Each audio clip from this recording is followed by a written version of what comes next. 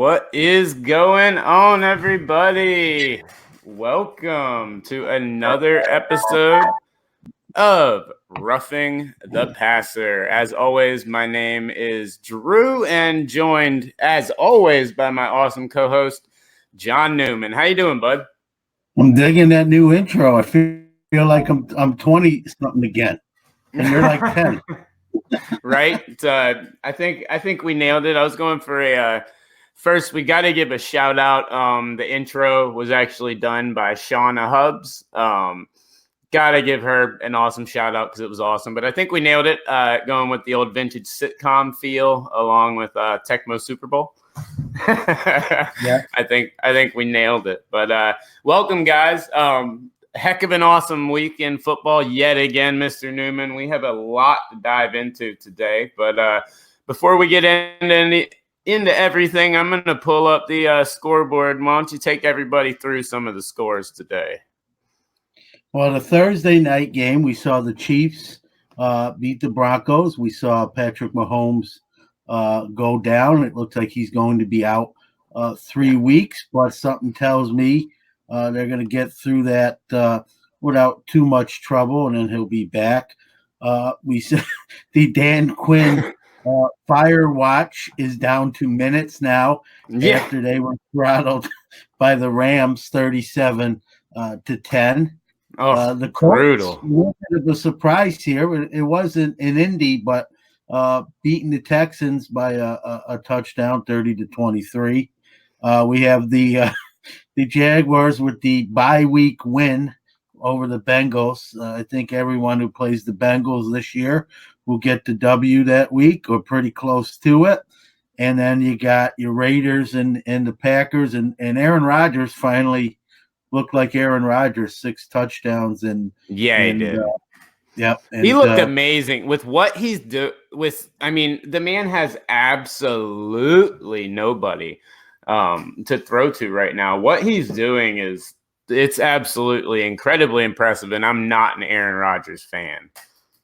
Yeah, he's played okay, but he has, when you're Aaron Rodgers, good's not good enough. And today I think it was show up time, and he did. That helps when you're playing the Raiders, but they're not a brutal team, and you still have to play. And finally showed up and put up a big game.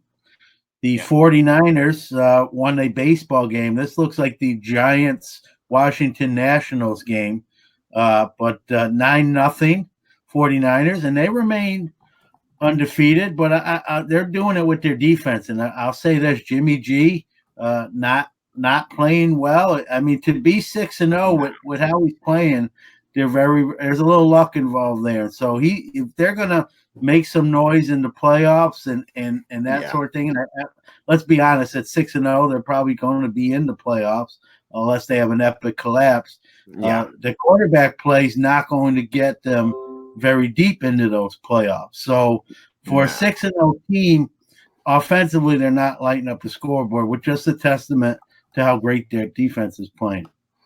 Yeah, which we'll be talking about here in just a little bit. I completely agree with you. I have a lot of questions when it comes to San Francisco. And it's funny because just even a couple of weeks on this show, I was talking about how amazing I thought San Francisco was starting to look, but it kind of just goes to show you how, look at Dallas. They're winning again now. It looks 21-7 against Philly right around halftime. But look at them. It seems like this year in the NFL, it's almost you're for real one week and then you are anything but the next. Yeah, it's just, I think a lot of that's parity. I think injuries come into play, and I just think inconsistent play. And, Saints beat the Bears. I watched that game, and I tell you what, there's a lot of booing going on in Chicago. And I'm going to be honest with you, that score, that game was not close. The Bears scored 2 late garbage touchdowns. That game was, for all intents and purposes, a blowout. It's also the 6th straight week that the Bears have produced less than 300 yards in total offense, and that's Wow. there are teams that do that in quarters, and they haven't done it for 6 straight games, and they're anemic on offense. I'm not a Mitch Trubisky guy, and I think this is why. I think they reached. Yeah. Think about this: Trubisky was the 2nd pick in that draft. Who was the 10th pick? Patrick Mahomes. Mahomes. Yeah, yeah. So I know. It's speaking. Yeah, go ahead. No, I was just going to say, speaking on that, something that I wanted to discuss with you today, and as we ran through the NFL scoreboard, guys, we'll dive right into it. And by the way, please comment in the comment section anything that you hear us say that you disagree with, agree with, anything. We'd love to interact with you guys as well. Just a little bit later, Ryan Durkee.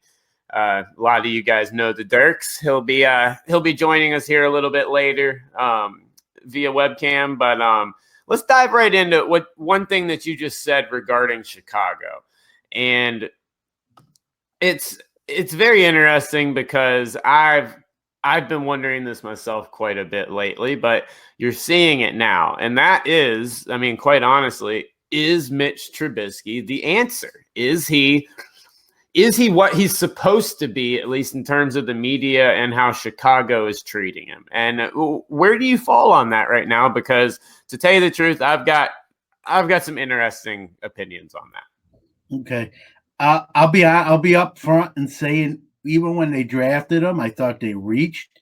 You got a 1-year starter. And it's not like he lit it up in North Carolina either. It just, I think they liked the size and some of what they saw on tape, and they traded up and they reached. And you got a guy I believe, like a guy that plays 2-3 years in college is more NFL ready and polished than a guy that plays 1. Yeah. I thought the Bears reached then.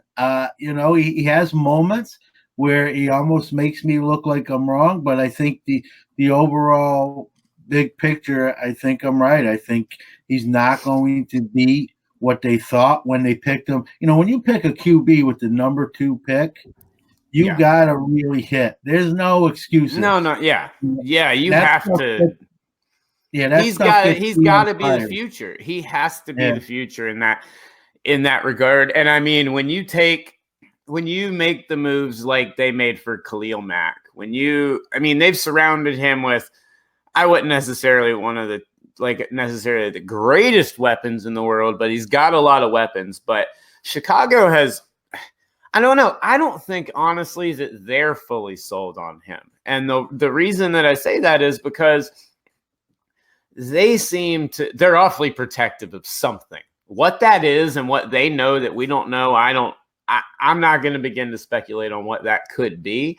But just the way they hold him out through preseason, which they say that's his new little strategy that he wants to hold players out, I don't really buy it. I see Chicago doing a lot of things to just cover up all of these problems that he has. And when you look at the other quarterbacks, like you said, Mahomes drafted a couple picks after him, Dak in that draft, lots of decent and very good starters in this league. I don't know. I want to see more out of Mitch. Yeah. Well, I think Chicago, they don't ever say this publicly, but I think internally they'd love a do-over. They're obviously gonna support him outwardly, but I think if they could have that one back, they take it back, and especially when you see the quarterbacks that were picked after him, what they're doing in the league. And today I think the fans, the time is running out because the fans are starting to boo, to turn on him. Yeah. They didn't get a first down today for like 2 straight quarters, from the first quarter to the third quarter. And when they got that first down, the fans mock cheered. And so they're the butt of their own jokes with their own fandom. And so, I think, Chicago's a football town, a big football town. And, they're 3-3, and it's not a pretty 3-3, and you're not getting offensive production. And so they don't have a viable secondary option here as far as behind Trubisky, but it's going to be interesting to see in next year's draft what they do. Do they pick another guy they think might be, the replacement? Yep. No, I completely agree with you, man. Well, before we before we move on and get into the rest of the show, guys, as I told you before, if you ever are watching the show and you see something that we're talking about and you want to come join, want to come hang out and talk, or hit me up a little bit ahead of the week, or John, obviously. Well, we got somebody joining us today, and that is Mr. Ryan Durkee. So, gonna bring him in now. Ryan, what's going on, man? What's up, buddy? How are you? Doing good. John, I don't know if you know John, but Ryan, John, Ryan. Get those out. How are you, Ryan? I'm well. How are you? Good. Good deal. So Ryan, thanks so much for joining me, man. It's first time we've had a guest come on the show, but I know you're a big football guy, and I know you guys got a pretty big game coming up soon. I see that hideous sweater you got going on. But how you feeling about the game tomorrow night? I guess we'll start there. What do you? I think I know the answer, especially coming from you. But what should we expect tomorrow night? When your guys square off against those Jets. I think it's actually going to be a lot closer than the spread says. Only because our offense has looked suspect, if you will. Yeah. And Josh Gordon's not playing. So, and with Darnold coming back, you have a lot of what ifs. He had one good play last week. Well, he had a lot of good plays, but one notably to Robbie Anderson last week that was for 80 plus yards. And that was interesting because it wasn't really, in my opinion, a blown coverage. But you're coming into our house. If this game was in New York, I'd be a lot more worried. But being in New England, I don't see him pulling it off, but I don't think 9.5 is giving them enough credit. I think it's going to be closer than that. Yeah. John, what do you think about that?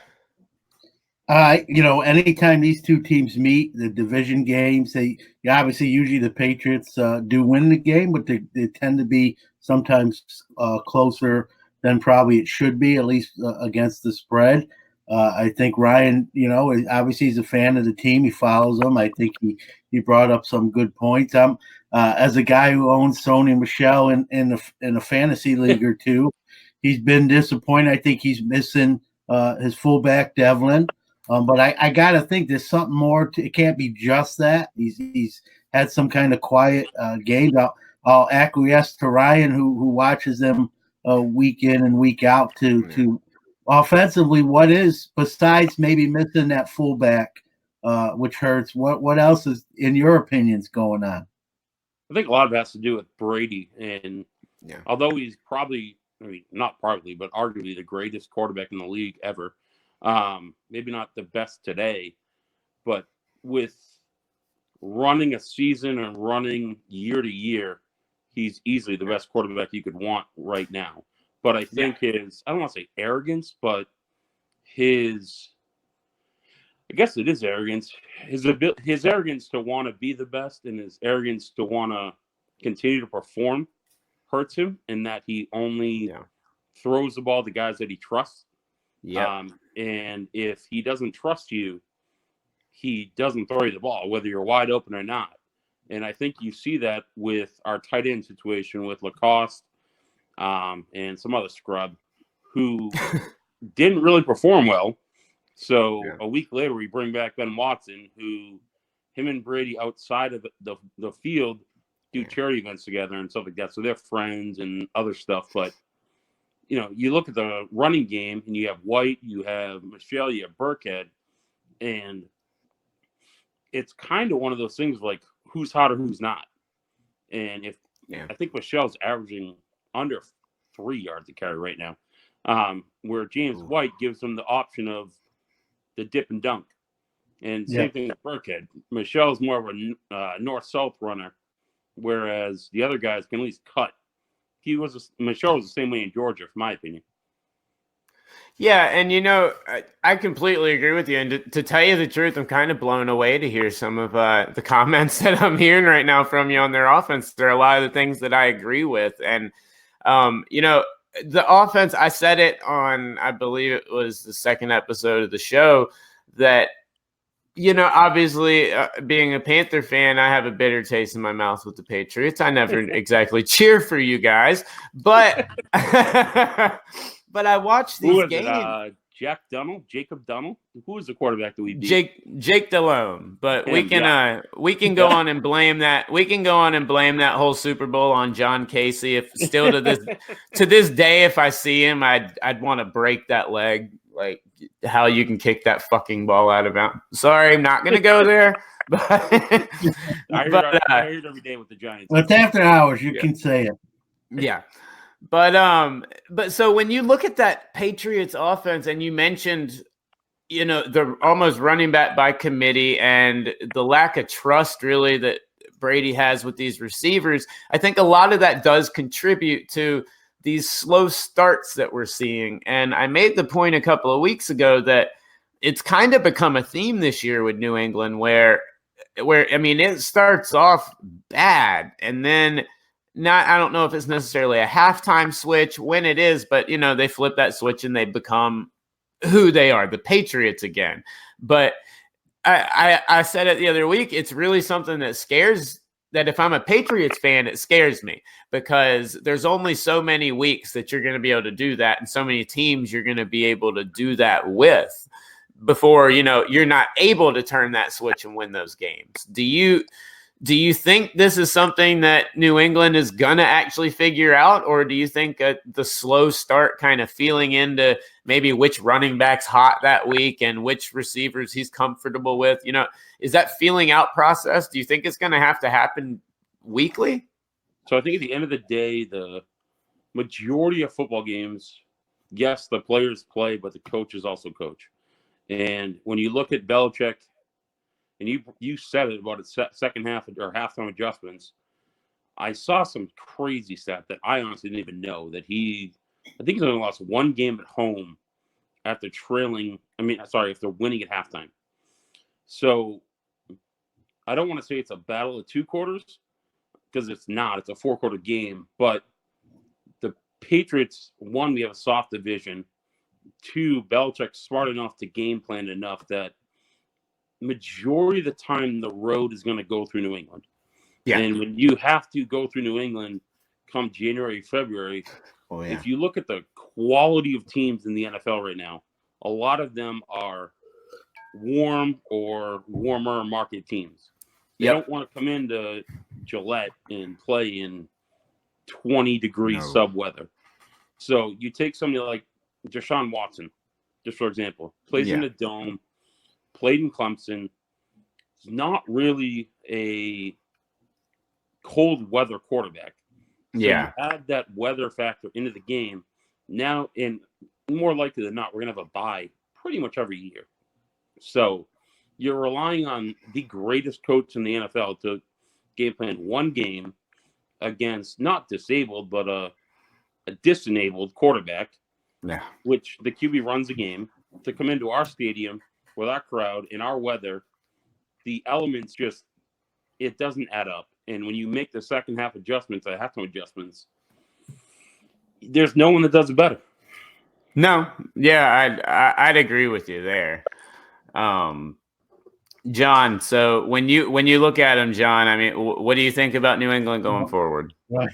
I'm a Steeler fan, so I'm not going to say that. Thank you. But I'm also an honest football guy, and I think Ryan's right on the money. I think Bill Belichick's the best.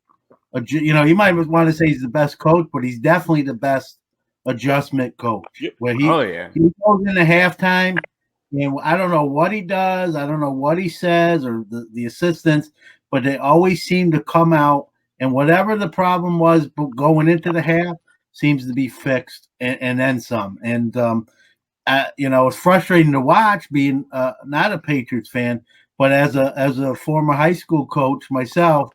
I also got to give credit where credit's due, and it always amazes me how it just seems it never fails. They just seem to know what buttons to push, or what adjustments to make, what changes to make, who to put in there. It's almost like sometimes, no matter who, even if the guy is lower on the depth chart and is not the better talent, when they put him in, whoever that is just seems to rise to the occasion out of nowhere. And to me, it's uncanny. I don't like it. It's got to stop. Belichick to retire. I got a question for Ryan. Oop, I don't know if we lost him. There he is. All right. I got a question. If you can only have either Brady, and let me preface this: Brady in his prime, not Brady now, because I think I lost you.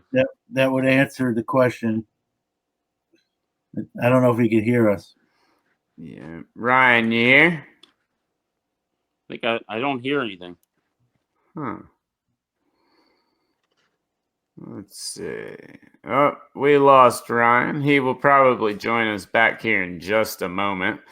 We'll get him back on. But I was going to ask him. Well, hold on. Save that for when he gets back. All because I've got a couple other things. But actually, he is back. It looks like possibly. Let's see here. There he is. What's going on, Ryan? No problem, buddy. No problem. All right, so Newman, go ahead. So I was going to ask you, Ryan. I have a few friends that are Patriots fans, and I always ask them this question, and I usually get one predominant answer, but I wanted to ask you, and I'll preface this by saying not the current Brady, but Brady in his prime. If you could have not both, but only one for like the next 5 years, again, Brady in his prime, you couldn't have both. Would you rather have Brady and a different coach, or no Brady but Belichick?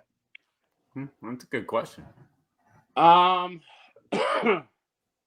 think Brady and a different coach. And the only reason, hold on, let me ask this: are you asking me with Brady with his experience, or Brady as a 10-year QB? No, Brady, like not now, because I think if I asked you now, you'd probably say I'd rather have Belichick the next 5 years. But Brady, more of in his sweet spot of his career. You know. See, I don't want to not answer your question. I'd actually would rather take Brady now with a different coach. And the only reason why I say that is because I think he has seen enough and he's smart enough to make the in-game adjustments and the on-the-fly reactions to reading a defense, assuming he's given the ability to audible out to if you watch him and like 3rd and 5 or whatever, those need to get plays, he can read the defense better than any quarterback in the league, minus I hate to say this, but probably Mahomes right now, maybe even a Carson Wentz, which might be a little bit of a stretch, but his ability to read the defense and know what's coming, I think makes, when you see it often, him make weaker players shine, if you will. Whereas I don't think somebody like the Cardinals coach there, I'm drawing a blank, whatever, where he just, who is it? Kingsbury. Cliff Kingsbury. Yeah. He calls a play. Murray goes up the line, just reads a spreadsheet, and they go. And you saw it today a little bit where he knows who his X route is, who his Y route is, and he just goes there. It doesn't matter what the defense is. And I think Brady's smarter than that. So give me Brady and a different coach any day of the week, my opinion. Wow. Yeah. Oh.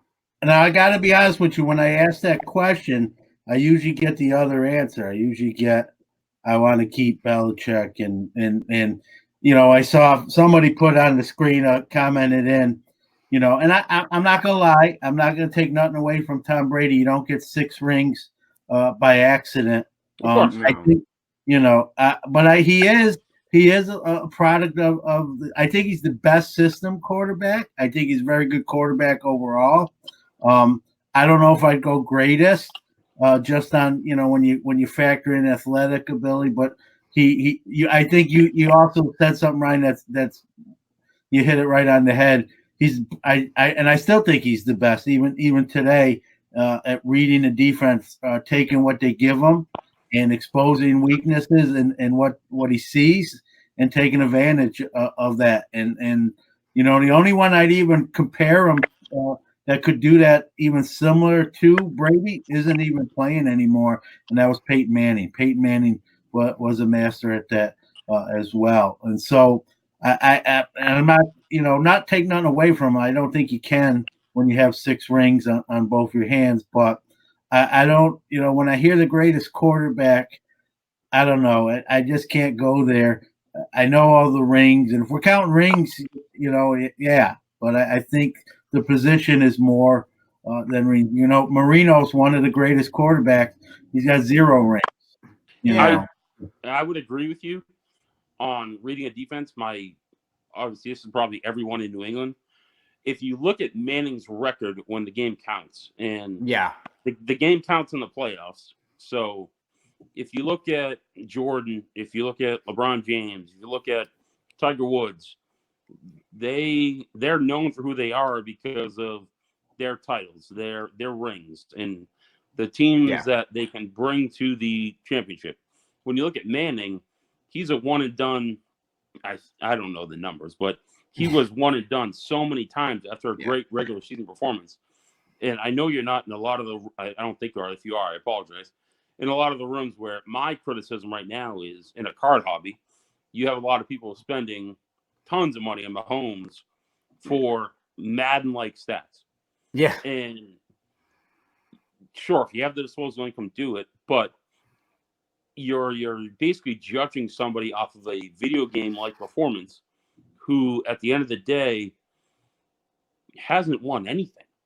I mean, Manning won a ring, 2 rings. Sorry. Yeah, 2, right? Yeah. Yes, he had to beat the Panthers. Yes, he got his 2. Well, and that's the thing.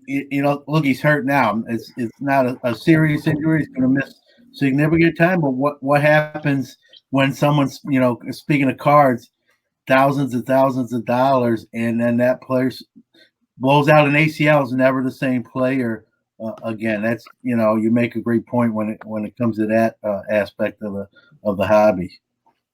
Yeah. No. Go ahead. Oh, no, I said absolutely. But Ryan, the one thing I did kind of take from all this, and as I'm going to throw it up on the screen here, Chris himself said it, is we do now have proof that you want to trade for Pat Mahomes. So, but so while I have you, man, before we wrap everything up, I know one other thing. Besides obviously being a big football guy, you're a big sports gambling guy. You love the lines. I see you talking about them quite a bit. And by the way, I was on board with your pick earlier in the week. I took him this week, and that Saints +3 pick was dead on. Great job. But 2 questions. When you're looking at speaking on New England, when you're looking at that Patriots and that Jets line tomorrow, what do you think of it? And what are some games next week that, obviously lines and stuff aren't out yet, but what are some games you might be keeping your eye on? So with respect to the Pats line, I'm taking the under. Yeah. I don't think either team is going to put up more than 20 points. I don't like that we don't have Gordon. I don't like that we really haven't performed well in the first half, as you said it earlier. Yeah. But I also like our defense, and I don't think they're going to give up too many horrible plays that we're going to be able to take advantage of, like we did with the Giants. I was actually there last week of the kick return, block punt. I don't think something like that's going to happen. I like the under. I think 9.5 too much. If I was a betting man, I am a betting man, going into next week, I would really like to see what the opening line is for the teams that are going to show up. Somebody like the Saints, I actually like the over on most of their games. I took it today. I just think Vegas is undervaluing them, and their defense is very exposable, and they kind of won't say play up to the competition without Breeze, but they kind of do. I mean, yeah, they gave up a lot of points late today, but they also put away the Bears really early. So I just like for the Saints, honestly, the Vikings, they've been scoring a lot of points. Yeah. I like to focus on the teams that have consistently scored points. I think the Saints, the Vikings, I hate to say it, but the Chiefs, even with their quarterback, they just, even though they have a backup right now, Matt Moore, I mean, they still dropped, was it 34 this past week? I mean, Tyreek Hill's explosive, and my buddies, if they're watching, are going to know this and they'll give me shit for it. I always have hope for the Browns. I just think their offense as a whole is so explosive. If they get to the right team coming up the bye week, I think they're actually going to turn it around. Nice. So while we're at it, Matt McGraw asks Ryan, will the Colts now, I guess after today's win against Houston, will they now be in your top 10? Yes. Bottom 5, but in the top 10. 5 to 10. 6 to 10, I should say. There you go. I think you have the Pats, you have the Niners, the Ravens, Green Bay, and I don't really think you can take out Seattle from the top 5 right now. Yeah, they got torched today, but you have the MVP in a quarterback league, and without Mahomes, I'm going to put KC in the bottom 6, or bottom 10, I should say, or bottom of the top 10. Just, you have to. They're not, I don't think they're going to be as explosive, but that defense is so bad. Nice. Well, yeah, some definitely quite a bit of interesting games next week, but I like that top 10. I don't have any. John, what about you? Any complaints with that top 10? No, I'll be honest with you. It's like when ESPN does their power rankings and whatnot. I always tell people, how many years the Steelers were like 2 or 3, and then we're first round out. So, it's fun to talk about, which is what we're doing right now. Yeah. So I'm not trying to, but when it comes to on the field stuff, I think it's more for a fan to brag. Hey, my team's number 1 and number 2, and yours is 7. You stink, and that sort of thing. I think, and that's what it's about. I think that's what it's for. But, so I want, I don't want to say I poo-poo it, but I've been on many. I've seen many of those rankings where the Steelers are right up there with. But when the dust settled, it didn't gain us any jewelry. So, can I ask you a question? Yeah. Sure. Do you think the Steelers, when Big Ben's actually healthy enough to come back? I know it's not this year. Is he done? Or, I mean, are they done for this year? Or is he done altogether? Yeah, I think I'll answer each one. I think this year, they dug themselves too big of a hole.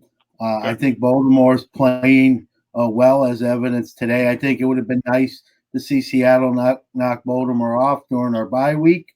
Now they're 5-2, so we're in a sense 2.5 games behind. They've already beat us once, so we're in a sense 3.5 games behind when you factor in tiebreakers. And I don't think the wild card's coming from the AFC North this year. I think you have to win that division to get in. I just think that the hole's too big for this year. As far as Big Ben goes, I think he's got a couple years left, but he has a tendency. His type of play, he gets hurt, and so I think they were a little bit exposed this year. That you didn't, whatever, I know some people love Mason Rudolph. I like Mason Rudolph. I'm not sure if he's the guy to replace Ben. Others are already putting their money on that. I'm keeping it in my wallet at the moment. I hope he is, because he's on the roster already. We don't have to go get somebody. But I'm not as sure as some other fellow Steeler fans that he is the heir apparent to Ben. I think Ben, barring injuries, got another year or 2 left. I know he's got a 2-year contract, and he said he wants to fulfill the contract he signed. So he's planning on playing another 2 years, and I think that'll be it. I don't think Pittsburgh will want to go past that, and I'm not sure he does either. Gotcha. Yep. Well, I couldn't agree with you more there. I don't know. I think Pittsburgh's definitely done this year, but I think that's one of those division that's going to be a lot of fun to watch in the future. Maybe not, a bunch of teams that go 15-1 every year, but I think it's going to be one of those NFC South type of competitive divisions where you have a lot of up and coming teams, a couple teams on the decline. But we all know in the NFL, you can change a team quite pretty fast these days. But Ryan, man, thanks so much for being the first guest to come on the show today and talk some football, man. I really appreciate it. Thank you. Absolutely. Well, we'll have you on again here soon. And good. I can't believe I'm about to say this, but I got to be professional. Apparently, good luck tomorrow in your game. No. Thank you.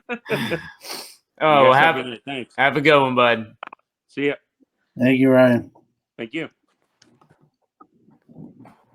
And guys, once again, let's thank Ryan Durkee for stopping in. Ryan's a great guy. A lot of fun. Glad he was able to jump in. Usually, I don't like Pat's guys, but he was actually fairly cool. he was being nice tonight. I think he was trying to be polite a little bit. No. But guys, we're gonna move on now. To a couple of different things, John. When we're watching the games today, I know you had a couple thoughts. We talked a little bit before the game, but when you're watching the games today and you see everything that's going on, what's something that stuck out the most to you? I think some of the scores, and Ryan touched on it. A lot of these 30, 40-point games where teams are scoring 30, 40 points, And years ago, the old NFL, you score 30 points, you won. Yeah. You score 30 points in this day's era, you can still lose the game. 40 points, you might lose a 45-42 game. So, and really, then you look at that Niners-Redskin game, 9-0. So it's such a up and down. It can go from one extreme to the other, and I think it's an offensive league. It's a passing league. I think that's why running backs don't get paid like they once did, and teams aren't going to fork out that kind of money, and they'll just plug someone else in. I think we talk about system quarterback. I think most teams now view kind of running backs as system running backs. They're taught to run in certain holes. The play's designed to go a certain way and hit that hole. It's why it's why the 40 speed is so in all those drills and the shuttle drills is how fast can you get into that space and slide into it and so I know it sounds terrible, but I think these teams almost look at a running back as just a player rather than a name. And so I think Bill Belichick actually really kind of started that trend, as he's never been a guy that really falls in love with one back. Just when we think that they got a guy like that, he's moved on and got another guy in his place. And so I think that's the trend. It's a passing league. It's a running back system type player. I'm not every team, obviously, but I think that's the general feel of what the NFL is in today's game. And, I couldn't agree with you. I couldn't agree with you more, man. And on that, you said they're looking at running backs as, just other players and stuff. And that kind of goes with something I wanted to talk to you about. Because as I was watching games, I saw two things that really stuck out with running backs. And one was watching the Rams game. And that has to do with Todd Gurley. Obviously, everyone knows he's had a little injury problem and everything, but this is a guy that after a good rookie year really took off.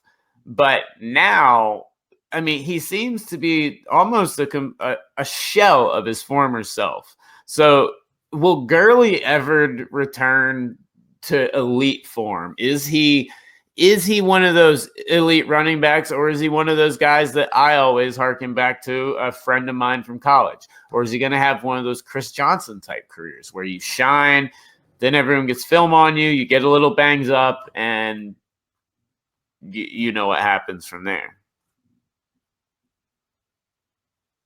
Well, I think I'm going to say no. If you're, if it's for me to answer, I hope I'm wrong for his sake. I actually like him.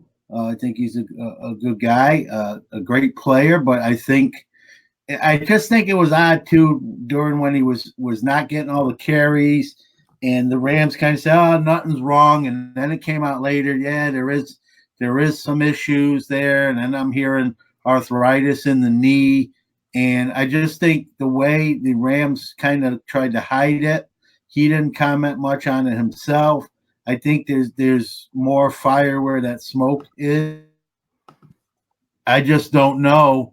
Running backs, you get to your 30s and you're like that old dog you got to take out back, and it's time to go. And so I hope I'm wrong, but I don't think he's going to be the elite back he was once considered, where, in fantasy leagues, he was one of the first 2 or 3 guys off the board.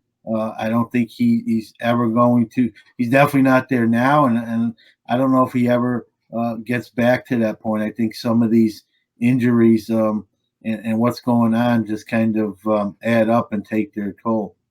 Yeah. No, I agree with you. I worry about it. I'm really, to be completely honest, I'm worried about the Rams in general. I know they handled their business today, but that's because of one reason, and what I'm putting up right here. It's Dan Quinn Firewatch time. So I mean, you expect that, of all things. You expect that to happen, but I don't see Gurley as a player that I don't know. I don't see him in LA in a couple of years. I don't think he ends up staying with them for as long as people think. I think, and if he does, I honestly see him being relegated to, it almost reminds me when Marty Herney in Carolina decided to pay Stewart and D'Angelo tons of money, and a lot of them, one of the guys was sitting on the bench half the time, making 15, 20 million a year.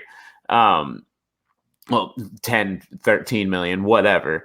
But there's a lot that worries me about Todd Gurley. But he wasn't the only running back, really, that had some issues today. And I think you know who I'm about to talk to when I go about this. But Melvin Gordon, what? Dude, once again, just like Dak Prescott, bruh, you're trying to get paid. Like, not trying hard enough. Yeah, that's bad. What's that? Yeah, 16 carries, 32 yards, and they're about to win the game. All he's got to do is punch it in from 1 yard out, and he fumbles. Like the one thing you can't do, he does. Like that's when I saw that, I'm like, you got to be kidding me. And here's the other thing, Drew. That cover's not there. They got another guy, Austin Eckler, who's also on my fantasy team, who to me I think might be better now. And he had like 7, 8 catches for over 100 yards. And if Melvin Gordon is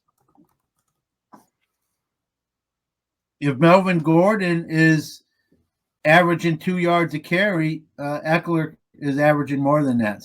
Yeah. So I think then he's not going to get paid. It's not going to be, and if he does, it's not going to be from the Chargers. So, truthfully, if I'm LA, the Chargers, I usually call them San Diego. I got that right there. But if I'm the Chargers, I'm seeing before it's too late. If I can get any sort of return for Melvin Gordon, I'll put Eckler in there, draft another quarterback Yeah. next year, and really to have Jackson as well behind Eckler. So you could almost get away with not necessarily drafting unless they want to go for depth. So for, like you said, for a guy that's looking for a payday, he's got a funny way of going about it. And Yeah. like the Cardinals said, you're about to win the game and you fumble at the goal line. It's just uncanny. And I saw that, I'm like, that's crazy. No, absolutely. It was it blew my mind. And you know what? To tell you the truth, I didn't see it when it happened. You actually mentioned Melvin Gordon, and I was like, oh God, what did he do? And went over and looked, and ouch, that was a rough one. Plus, had some big implications when it comes to the picks, as it messed up the spread quite a bit, as I believe the spread was 2, and they ended up with 3. But so I know, since we did have a guest, guys, we're a little behind, so it shows a little going to be a little bit different today. But a couple other things I wanted to go over with you, man. And one of them, you posed a great question. You know, we're what, almost halfway through the season now. Really, it blows my mind how fast the NFL year goes by. But we're halfway through the year, and we got 2 teams that are just absolutely awful. And then you have the Falcons, which are a step above them. But once again, Dan Quinn Firewatch. It's going strong. Dan Quinn Firewatch. It might happen tomorrow. I'm thinking it's going to I'll go. I'm going to say it happens in the next 2 by no later than 2 weeks from now. He's unemployed. Yeah, if I don't know when their bye week is exactly. If their bye week is in the next couple weeks, I could see it being done right before that bye week to give them a week through to get with that coach. But Dan Quinn Firewatch, as it flashes on this screen yet again, the Dan Quinn Firewatch is in full effect. But you had mentioned this to me, and it's a great question. You've got 2 teams that are completely winless, Cincy and Miami. Which one of those 2 teams wins first? And guys, while you're watching, please leave in the comments who you think is going to win first, Cincy or Miami. But Newman, who you got, man? I might have to go with a tie. They might both go winless. If I have to pick one, man, I can make an argument either way. I try not to watch Miami games, but I'm following all the games. They actually tend to play very well in the first half, and then the game gets away from them. Yeah. And I just wonder if, like, Coach Flores goes into halftime when it's a close game and says, "Listen, fellas, we're trying to get the number 1 pick. You're killing me here. Stop playing so well here. Let's go out there and lay an egg so we can get this number 1 pick." Because it seems like they come out in the second half of their games, and it's like someone turns the switch off. So I honestly, I know people say it doesn't happen, teams don't do it. I think Miami's is the old tanking for Tua is what people are calling it. I think that's going on, and they're trading away key players so they don't have a ton of talent left, But Cincinnati just fine. Andy Dalton is not going to be the quarterback, at least, or he shouldn't be. He's throwing picks, another 3 today.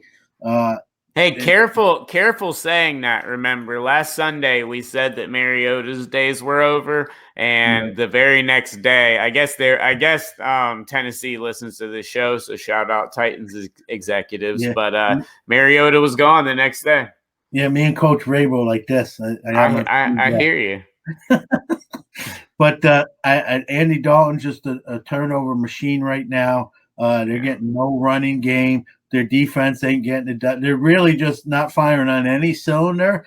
It's gonna be crazy. I'm gonna say Miami wins before Cincinnati does.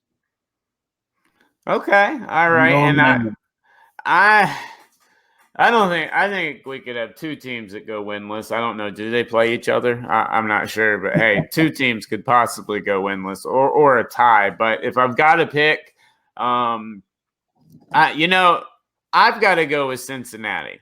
And that's simply for the fact is I can't stand being as wrong as I am about a football team as I was about Cincinnati. I thought this team was actually going to be okay this year. I thought the coaching change, I thought the new regime, I thought that was all they needed. I thought Andy Dalton had a little bit more in him. I love their receiving core. Defense is atrocious, but I love some of the players on their team. They've got John Ross, Boyd, they've got incredibly talented players on that team. I thought they were going to be they're obviously in an incredibly tough division, but I thought they were going to be a pretty good team. And it's got to the point where I don't even know who I'm watching anymore, but I can't give up fully since that's who I really, I had him on at the beginning. So I'm going to go with Cincy at least if I have to pick one. But I think if one of these teams is going to win, I think one of these two teams will win before the Falcons win again.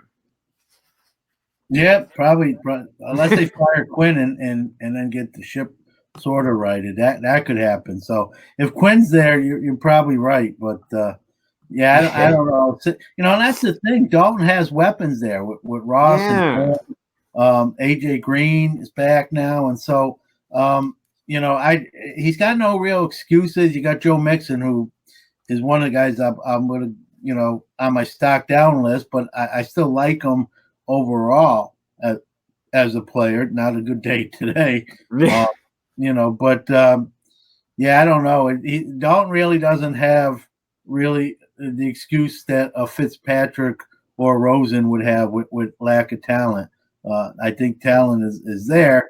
They're just not getting it done. And so, I think Miami by accident plays a good first half and not a terrible second half and beats probably a lower team. They're not going to step up and beat the Patriots. It's going to be one of those weeks they're playing maybe Atlanta or a team like that's not very good either, and they just hold on for an ugly win. And I think that happens. No, yeah, I could easily see it. But, you mentioned stock up, stock down, guys. So before we do wrap up today's show, we got to get into it. So, John, let's go right into our stock up and stock down. And obviously, as always, we're going to start with our stock ups for the week, our players that increased their stock in, whether it be collector's eyes, whoever's eyes it may be, fighting for that new contract. And, John, you went first last week. I'm going to go first this week because I've got two guys that I'm becoming more impressed with every single week. And the first one is Kyler Murray. I know he's number one draft pick. How's his stock? Hot rookie. His stock's already decent, but the dude's won 3 games in a row now. He's looking better every single time. I'll preach it all the time. That confidence, you've got the talent if you're in the NFL. The confidence in the right system early before that game slows down will mean everything for a player. And I see that with Kyler Murray. I've really liked what I've seen the last couple games from him. He's starting to do a lot more than just manage the ball, and he's a lot better in the pocket than I actually originally thought of. So my first guy this week is Kyler Murray, and my second guy on my stock down this week, or my stock up, this week is another quarterback, and that is Jacoby Brissett. When Andrew Luck obviously shocked the world and just bounced out, I mentioned it on the podcast that Indy is a very good team. I thought they were going to do great things with Andrew Luck, but they're a very, very talented football team. And I thought Jacoby, even if he could just be a game manager, could do more than enough to really make Indy a formidable, dominating team. And he's done a lot more than that. And Houston, who they beat today and who they looked very, very good against today, Jacoby was lights out in a very big game, a game that they needed. These are coming down to games now that some of these wins are very, very crucial games. And this was a big one. So my two this week for stock up would be Kyler Murray and Jacoby Brissett. Yeah, I agree. And Brissett gives them that element that Luck doesn't have, is that little bit of that escapability to extend a play. And Luck never was that guy. Luck was always a pocket passer. And there was a couple down years where they didn't have a line, and he was really having the rush throws. And I mean, still was a great quarterback, so he got away with it. But now you got a guy in Brissett that can roll out and then make a throw on the run. My guys, we didn't have any of the same ones. We usually do. We didn't. I'll go through them. I have three guys on my list. I'll go through them quick. Okay. Marvin Jones Jr. Nice. 10 catches, 93 yards, 4 touchdowns. And this is not the first time he's put up 4 touchdowns in a game. I know he doesn't get a ton of credit, fairly quiet on a lot of people's radar, but he already is a very good player, and he's become making himself more of a household name, if you will. I'm going with a rookie running back. It's a guy I really didn't like when they picked him, and I didn't think much of him, but I got to eat some crow sometimes, and I will so far. Josh Jacobs from Vegas.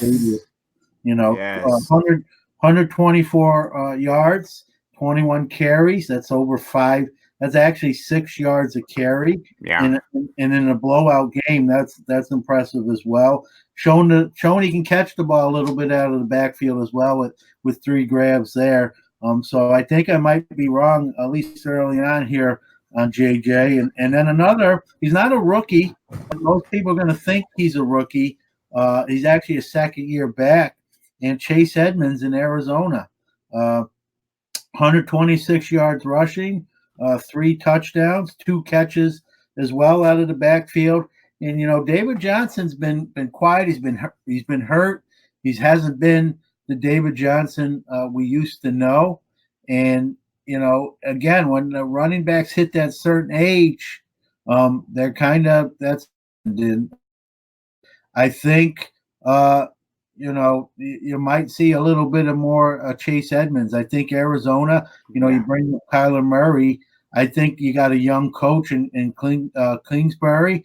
You got a young quarterback, and they might just turn the page and move David Johnson and just say, listen, we found a younger, cheaper guy in Edmonds, and that'll allow us to spend some money in other areas of the team to strengthen them. And we'll hitch our wagon to Murray and Edmonds, and their receiving core is actually I really like their receiving core with Kirk, Isabella, Hakeem Butler. So I think that Kingsbury is rebuilding that offense the way he wants to do it. He's an offensive-minded guy, and so if you're David Johnson or a David Johnson fan, you might be rocking a different team's uniform probably the next year or two. I think his days are numbered in Arizona. Plus, he's starting to hurt more. Yeah, it's funny you mentioned that, because David Johnson to me, just a couple years ago, it was David Johnson's doing everything. He's everything. He's pretty much what Christian McCaffrey is. That's what people thought David Johnson was going to be.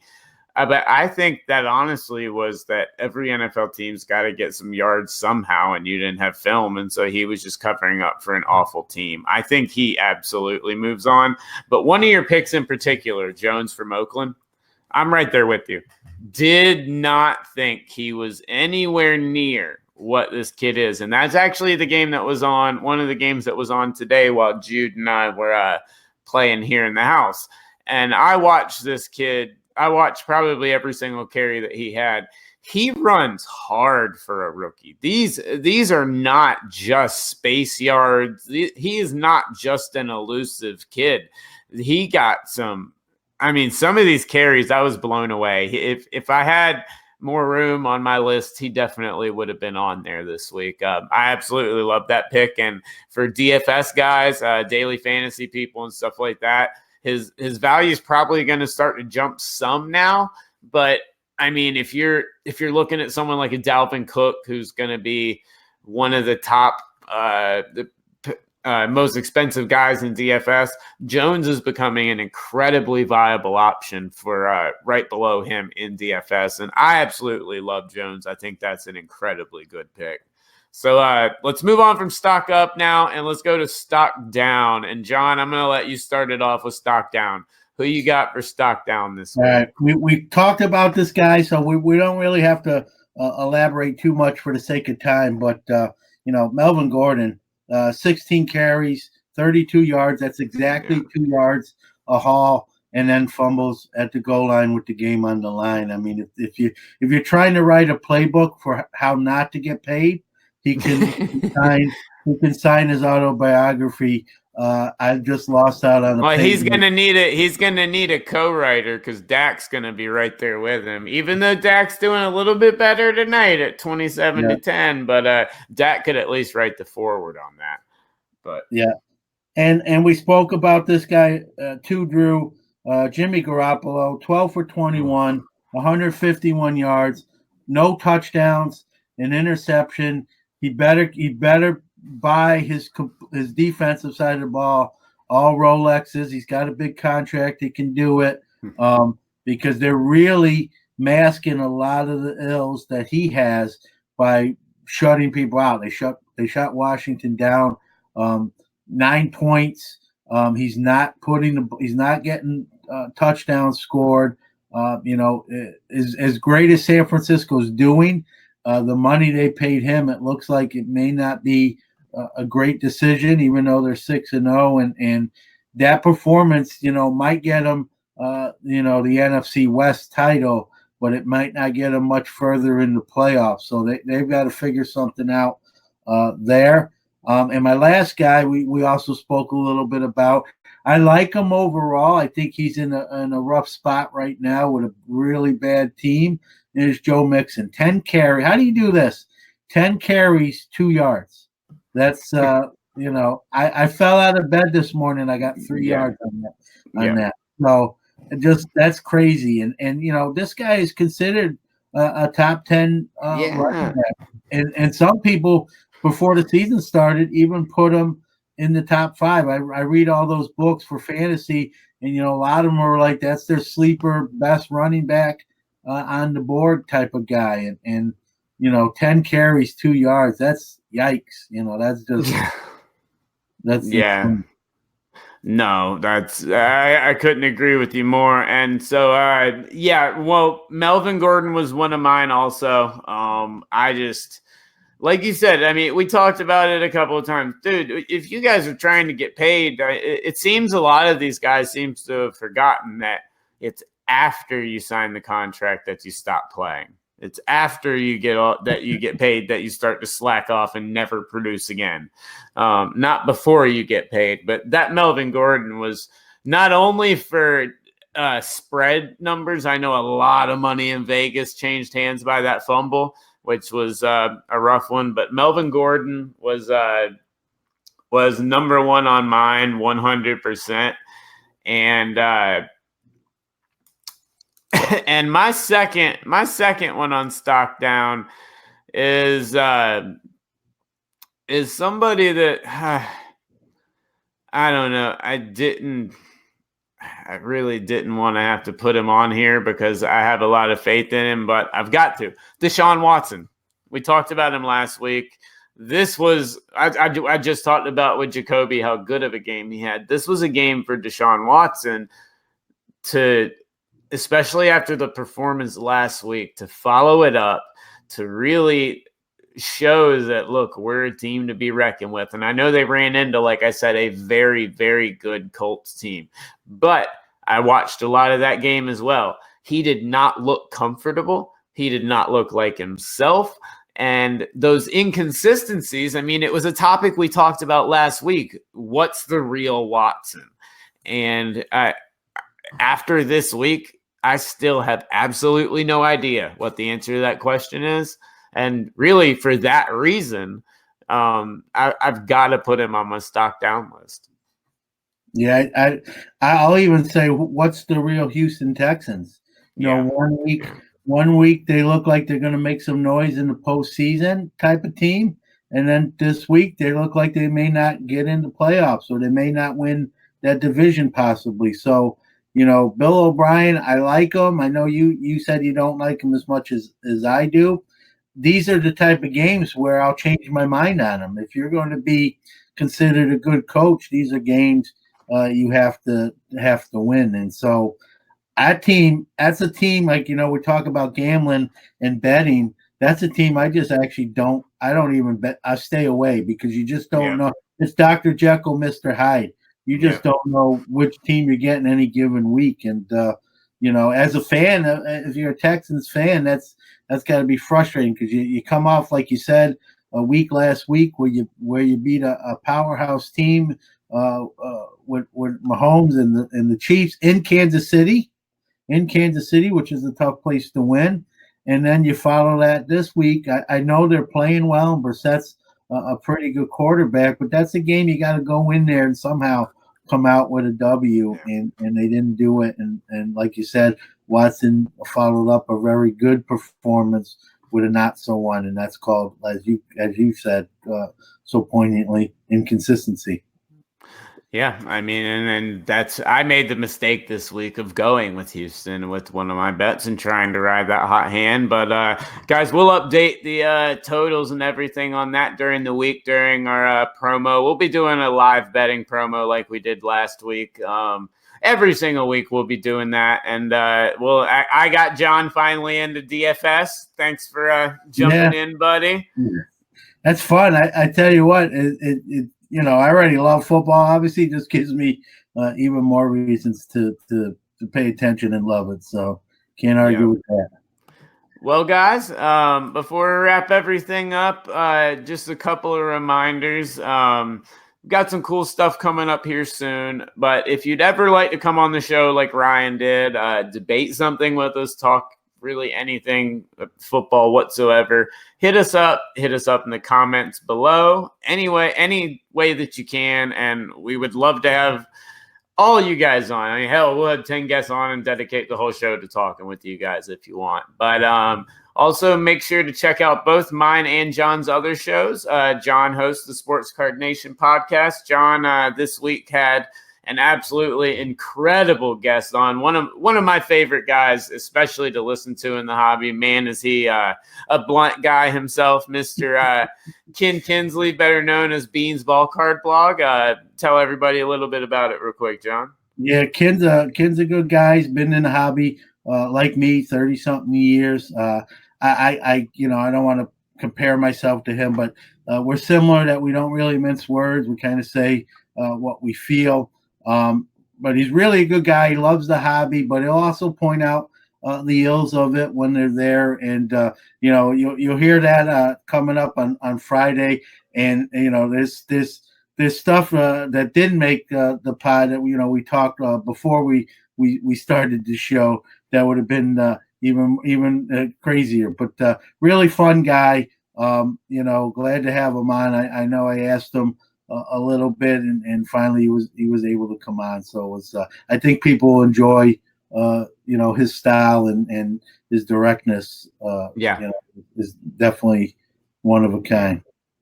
Well, it was definitely a great interview. So guys, definitely go check out John's show, Sports Card Nation podcast. And this week on Let Me Get That Potograph, our show, we had a couple of guests on. Everyone's favorite Scammers admin, Chris Gilmore, dropped in to talk Scammers Exposed stuff for a little while. And then hobby legend Rich Klein, who I believe will be coming on your show here in a couple of weeks. Yeah, a couple of weeks. We did record the segment. Awesome. It's one of those rare weeks where I've got a couple interviews already, all set up. And this Friday, real quick, I don't want to make us late, but I got the Winfreys on, Steve and Heather from Tennessee. Most people may know them as the baseball card kidney couple. Heather donated her kidney to her husband, and she revealed that she was a match through a Topps custom card. A video went viral, and now they actually tour the country, do some motivational speaking and advocate on donating, transplant and organ donation, and really two great people. It's going to be a long. I warn everyone, Friday show that the interview is going to be an hour and a half long, but it's interesting. We're going to talk about. We're going to talk. It's not all about not sports. They're going to talk about cards. They're going to talk about they visited Tops and so it's going to have a card feel to it, but it's also going to have a life feel. And that's a great message in there. Good deal. I can't wait to hear it, man. They're great. They're great guests. I know Steve really well. They're great. Both of them wonderful people. But as I was saying, guys, this week I had Rich Klein on the show. So definitely check that out. We'll be doing the Gold Standard giveaway break. I believe it's tomorrow. And then we've also got another giveaway and some other special news that's coming up really soon. But guys, thanks so much for joining us. And John, as always, it's a pleasure, my friend. And I can't wait to do it next week, man. Yeah, I loved it, man. Great intro. Nice having Ryan come on. And like you said, we're never wrong, but if you do happen to disagree with us and you want to debate, whether it's via comments or come on, we'd love to see you do it. You got that right. Well, guys, till next week. And speaking of that awesome outro by Shauna, I'm going to leave you guys with it one more time.